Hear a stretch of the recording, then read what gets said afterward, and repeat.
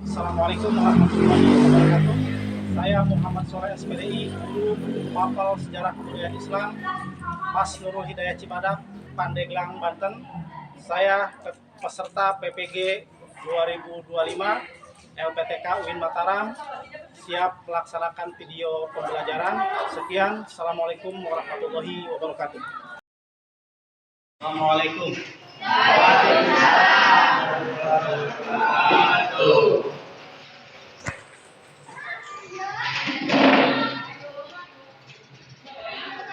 Gimana anak-anak? Sehat? Alhamdulillah sehat ya. Ya. Hari ini harus tersenyum. Ya, harus tersenyum, harus semangat. Karena hari ini kita akan mengadakan pembelajaran. Pembelajaran apa? Sejarah kebudayaan Islam. Sejarah kebudayaan Islam. Oke.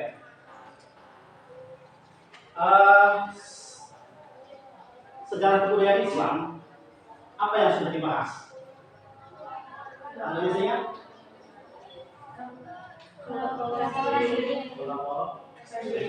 Terus? Dakwah Nabi Muhammad. Ya, itu yang sudah kita bahas adalah dakwah Nabi Muhammad. Sementara sekarang baik, sebelum pelajaran Bapak cek dulu ya. Ini udah rapi. Nah, satu orang laki-laki pindah. Perempuan sebelah sini, laki-laki sebelah sini. Ya, siap. Oke, kita lanjutkan. Siapa yang suka mimpi doa? Silakan dipimpin doa sebelum kita belajar.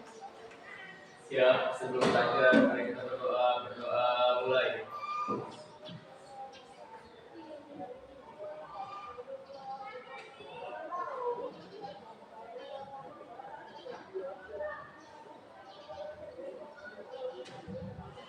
Selesai, beri salam kepada Bapak Guru. Assalamualaikum warahmatullahi wabarakatuh. Baik anak-anak, sekarang Bapak akan kasih siswa kelas 10. Ini siapa saja yang hadir? Hadir semua? Siapa? Alfa. Terus ada yang sakit? Alfa. Ada yang sakit nggak? Ada. Yang berizin? Tidak. Sebenarnya hadir ya. Iya. Ya, baik, terima kasih.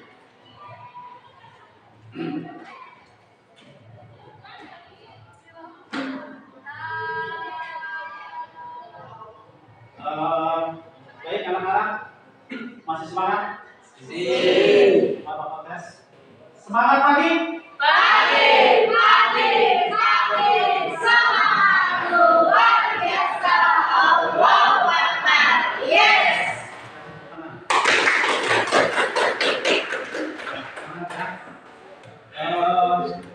Lanjut, kita akan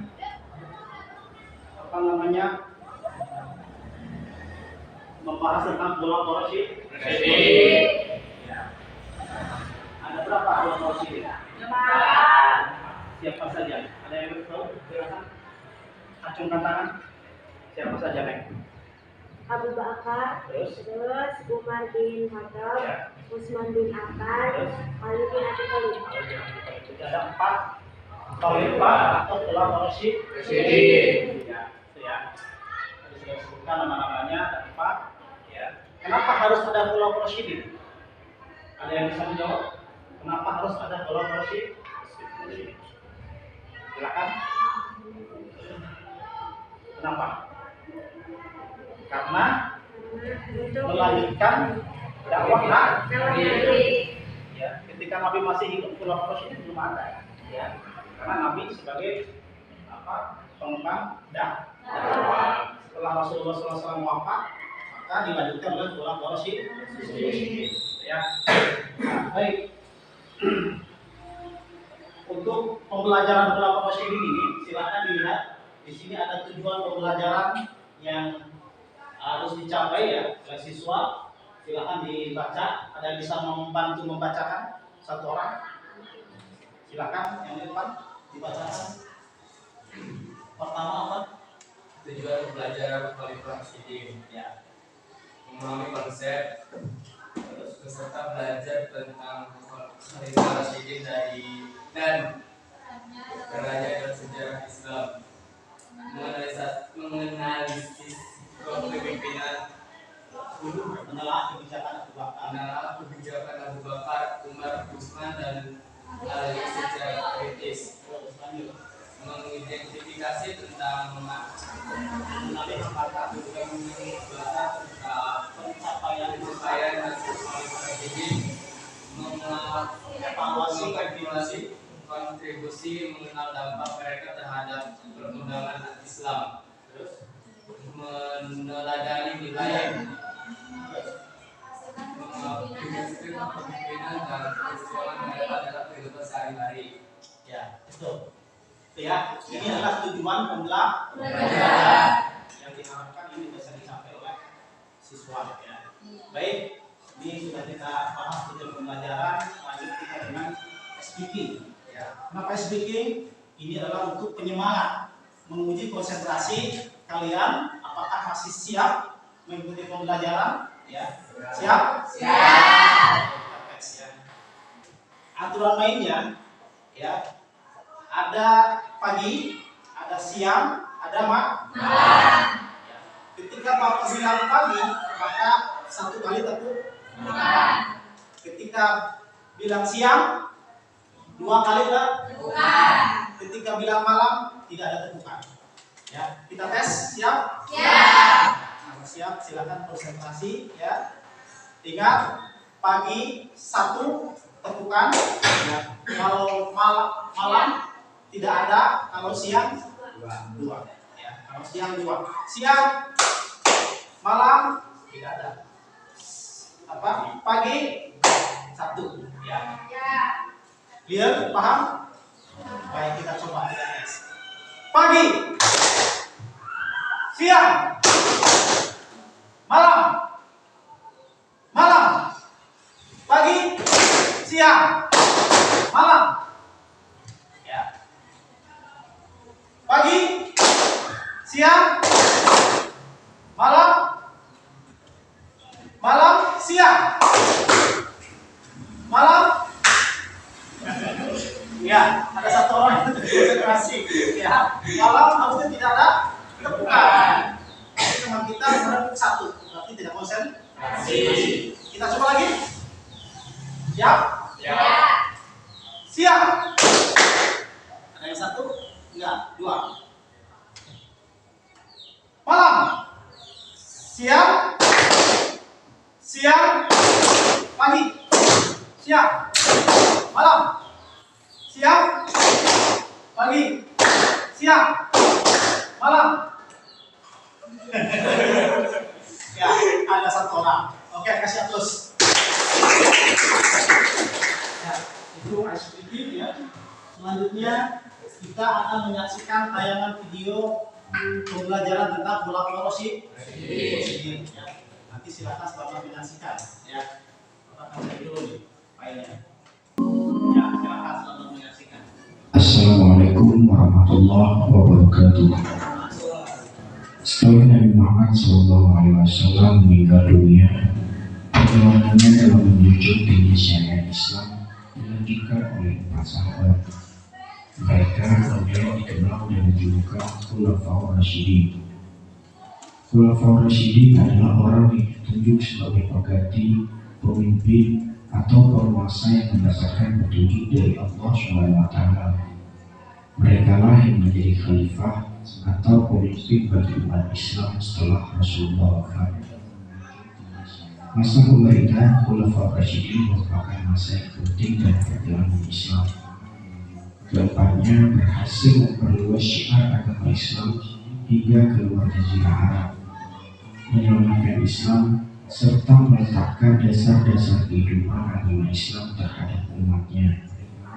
Empat sahabat Nabi yang termasuk Khulafaur Rasyidin itu adalah Abu Bakar As-Siddiq, Umar bin Khattab, Utsman bin Affan, dan Ali bin Abi Thalib. Keempatnya memegang kendali pemerintahan Islam selama kurang lebih 30 tahun. Di video kali ini kita akan menceritakan ringkasan kisah empat Khulafaur Rasyidin. Sebelum lanjut menonton video ini, jangan lupa klik tombol like, komen, share, dan subscribe untuk mendapatkan update video terbaru dari channel ini. Abu Bakar As-Siddiq adalah Khulafaur Rasyidin yang pertama. Nama aslinya adalah Abdullah bin Utsman atau Abu Quhafa. Abu Bakar adalah anak dari Abu Quhafa dan Ummu Khalid yang lahir pada tahun 573 Masehi. Kedua orang tuanya adalah bangsawan dan saudagar yang dihormati masyarakat Quraisy. Abu Bakar sudah bersahabat dengan Nabi sebelum datangnya Islam. Setelah Islam datang, Abu Bakar adalah orang pertama di luar keluarga Nabi yang memeluk Islam. Abu Bakar mengorbankan banyak harta bendanya untuk perjuangan Nabi. Nabi Muhammad SAW memberi gelar Abu Bakar dengan As-Siddiq karena sifat benar. Abu Bakar selalu berkata benar. Dia membenarkan apa yang dilakukan dan dikatakan oleh Nabi Muhammad SAW. Di masa kepemimpinannya yang singkat, Abu Bakar menyelesaikan perpecahan yang terjadi di suku-suku bangsa Arab. Beberapa suku tak mau lagi tunduk kepada pemerintah Madinah setelah Rasulullah wafat. Akhir urusan kaum muslimin. Aku telah memakan makanan yang sederhana dan aku juga telah memakai pakaian yang sederhana dan kasar. Yang tersisa dari harta kaum muslimin padaku adalah seekor unta, seorang pelayan atau pembantu rumah tangga, dan sehelai permadani yang sudah rusak.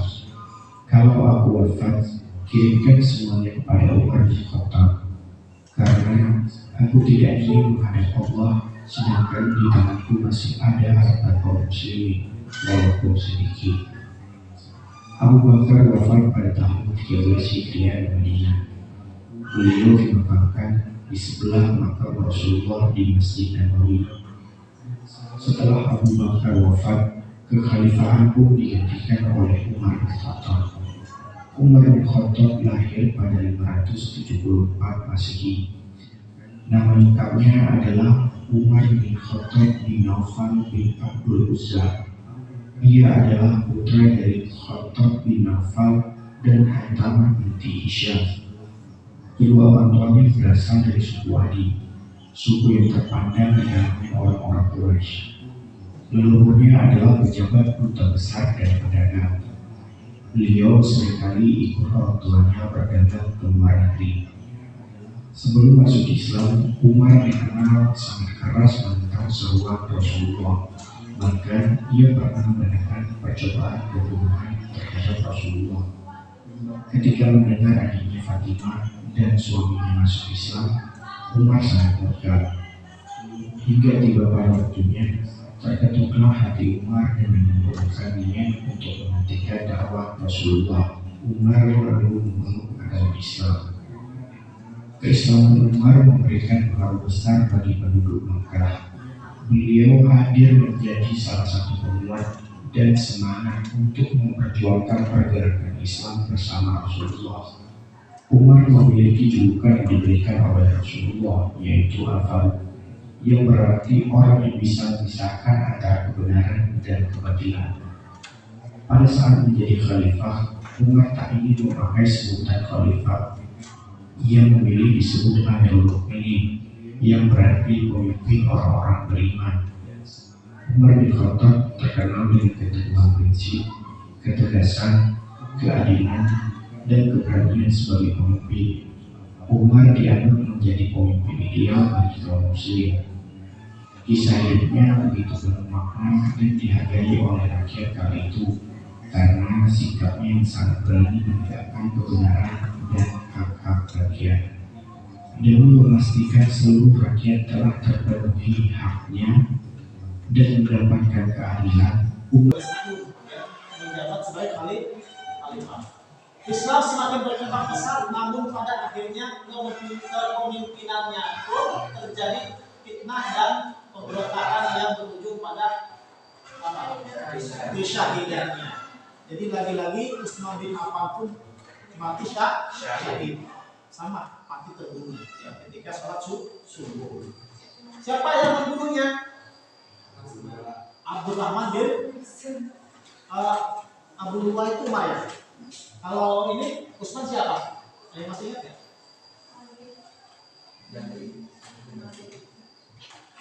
Ya, kalau masalah Abdurrahman bin Muljam ya, apa pembunuh Ali, antara itulah ya. Jelas Utsman itu adalah mati terbunuh. Ya.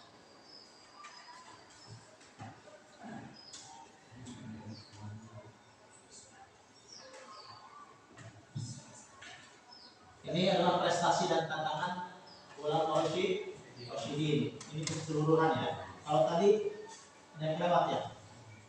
Ali ya. Ali bin Abi Thalib. Ali bin Abi Thalib ini adalah khalifah yang keempat setelah wafatnya Utsman. Kemudian kekhalifahan dilanjutkan oleh Ali bin Abi Thalib. Ini skemanya: keadilan, pemerintahan, penanganan konflik. Keadilan memperjuangkan keadilan sosial bagi seluruh umat.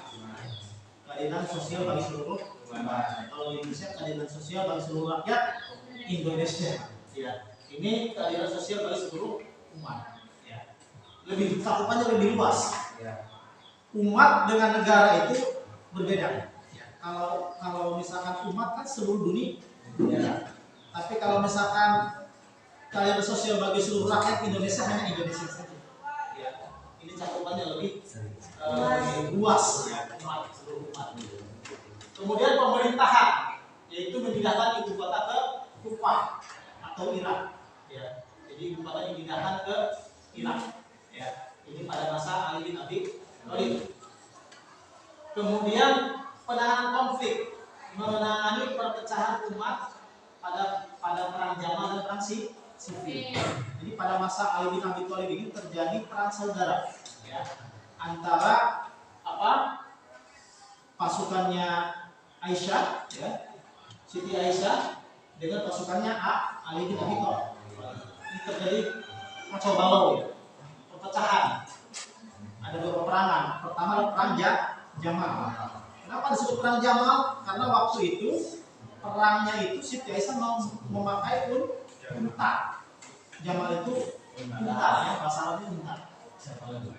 Kemudian yang kedua adalah perang Siffin. Nah, pada perang Jamal ini, peperangan ini ya bisa teratasi oleh Ali bin Abi Thalib. Ali bin Abi Thalib yang memenangkan peperangan. Kemudian terjadi lagi perang yang kedua, disebut dengan perang Siffin. Kenapa disebut perang Siffin? Karena peperangannya itu terjadi di Bukit Siffin, namanya Bukit Siffin ya, perang Siffin, nama tepat ya. Baik, kemudian Ali bin Abi Thalib adalah sepupu dan menantu Rasulullah. Ya, jadi Ali itu adalah sepupunya Nabi. Apa itu sepupu? Sepupu itu dulur pisah. Ya, sepupu. Jadi antara Nabi dengan Ali itu, ya, antara Ali dengan Nabi itu, ayahnya itu kakak adik. Ya, disebutnya sepupu. Ya. Jadi punya kaitan erat dengan Nabi.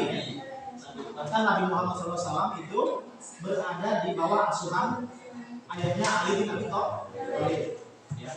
Ketika orang tuanya meninggal, kemudian Nabi diasuh oleh pamannya bernama Abu Thalib. Abu Thalib itu ayahnya Ali. Ya, ayahnya Ali. Nah, baik. Dipilih oleh kaum muslimin setelah wafatnya Utsman di tengah situasi yang sangat genting. Dijuluki dengan Asadullah. Apa itu Asadullah? Singa Allah. Ya. Jadi Ali itu Asadullah. Yang namanya singa itu kan ditakuti. Ya. Ditakuti. Jadi Ali itu kenapa disebut singa Allah? Jadi ditakuti. Ya. Karena keberaniannya. Ali dikenal sebagai sosok yang sangat bijaksana, pemberani dan teguh dalam memegang prinsip keadilan. Jadi Ali bin Abi Thalib itu orang yang sangat diperhitungkan, ya, terkenal dengan kecerdasannya, ya. Dalam riwayat bahwa Ali bin Abi Thalib itu sudah masuk Islam pada usia anak-anak, usia 7 tahun. Orang yang paling dini masuk Islam di usia yang sangat muda, itu Ali bin Abi Thalib, karena berada tetap di bawah asuhan Nabi Muhammad. Nah, masa kepemimpinannya Ali diwarnai dengan berbagai konflik internal umat Islam, termasuk perang Jamal, perang sipil yang merupakan bagian dari fitnah kubro, fitnah besar, fitnah kubro antara perang saudara sesama umat Islam, ya, disebut dengan fitnah kubro. Meskipun menghadapi tantangan berat, Ali tetap menjalankan pemerintahan dengan adil dan dijalankan secara kolaborasi, ya.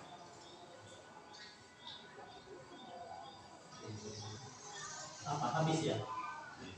Habis ya.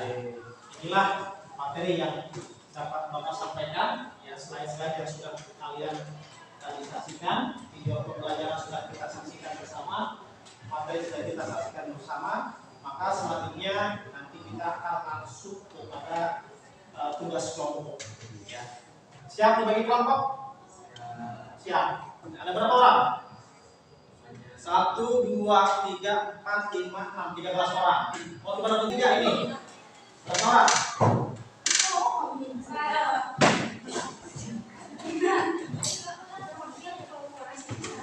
Ya. 3 ya? Ya. Berarti kita 3 kelompok pula. Ya. 1, 2, 3 kan? Ya. 1, 2, 3. Kelompok ya. Ini baris ini kelompok barisan.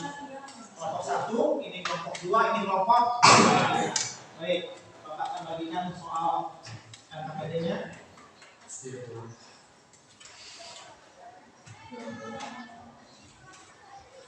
Kelompok 1, silakan dikasih nama kelompok 1. Nama-namanya bisa di pinggir di atasnya.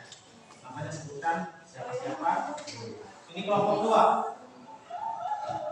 Ini kelompok 2, kemudian nama-nama yang untuk kelompok 2 siapa bisa dipilih oleh ya. Ini kelompok 3. Silakan ditulis nama kelompoknya, kelompok 3, dan nama-namanya bisa dipilih sebelah sini siapa saja. Baik, ya. Silakan diisi. Boleh berhadap ke belakang, yang depan supaya mengerjakannya bisa berdiskusi, ya. Silakan pergunakan, di situ ada materi ajar yang Bapak siapkan. Kemudian ketika misalkan tidak menemukan, silakan bisa searching di Google, ya. Silakan, ya. Selama ada paket internet datanya, silakan gunakan untuk mencari hal-hal yang kalian dibutuhkan. Selamat mengerjakan. Kita kasih waktu berapa menit? 1 jam. Berapa menit? 10 menit cukup? Tidak. 10 menit cukup? Cukup? 15 menit? Oke, 15 menit ya. 15 menit. Mulai dari sekarang silahkan kerjakan. Ya.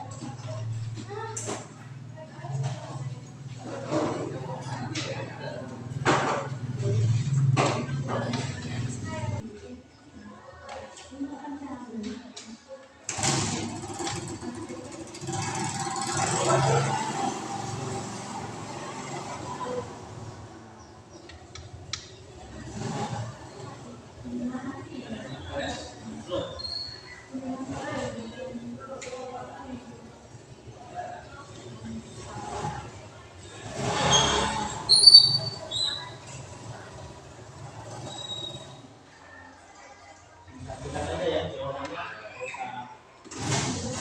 panjang-panjang, yang penting sesuai.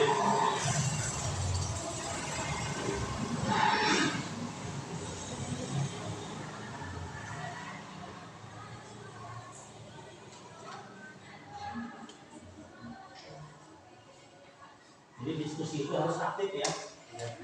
Orang lain ikut nyinggung, memberikan pendapat, mengisi. Kalau bisa tulisnya juga gantian, nggak apa-apa. Biar semua terlibat.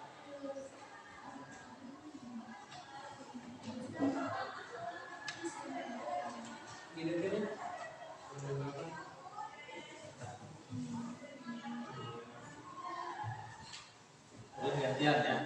Kalau misalkan Google kejadian yang lain tulis. Silakan kelompok berapa dulu yang memulai? Kelompok 1.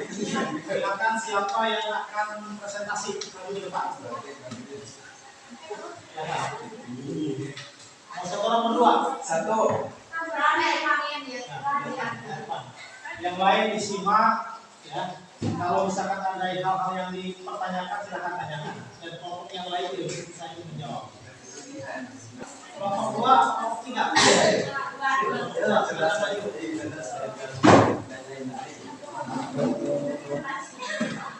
Silakan maju.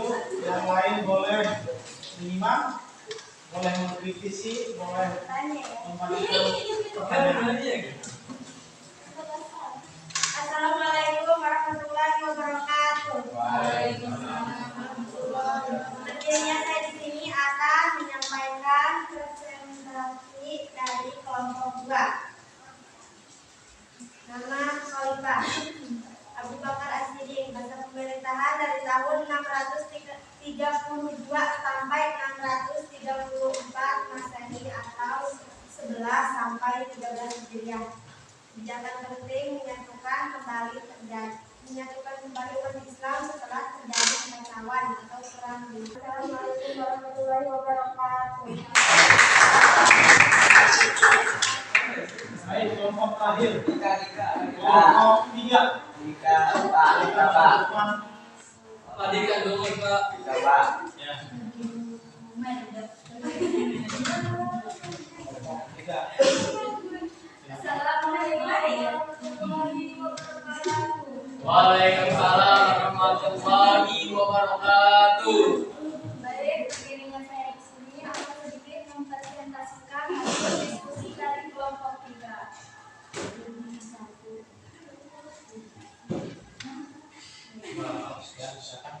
Yang ke-1 Abu Bakar As-Siddiq. Nama khalifah yang ke-1 Abu Bakar As-Siddiq. Masa pemerintah 632 sampai 634 Masehi. Ya. Cukup. Yang lain ada yang dikomentari, yang ditanyakan? Ada. Ya, ada. Kelompok 3 ada yang menambahkan? Cukup? Cukup. Baik, kasih hapus.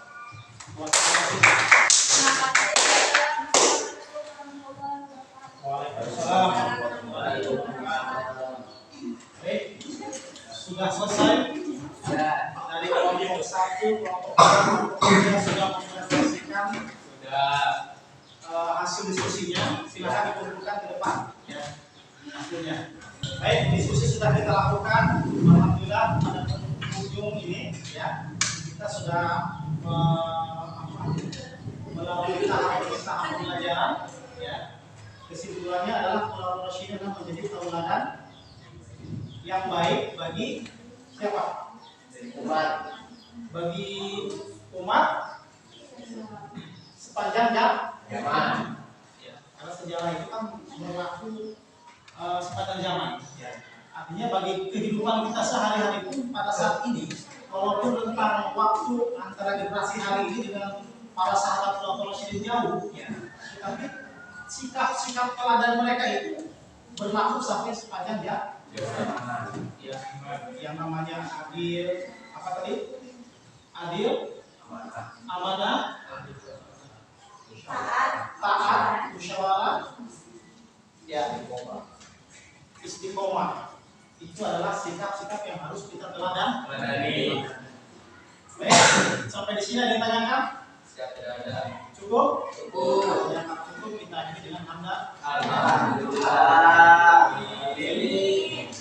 Mohon maaf, nanti Jumat yang akan datang, konser yang akan datang, silahkan kalian persiapkan materi-materi yang akan kita bahas ya. Baik. Assalamualaikum warahmatullahi wabarakatuh. Waalaikumsalam warahmatullahi wabarakatuh.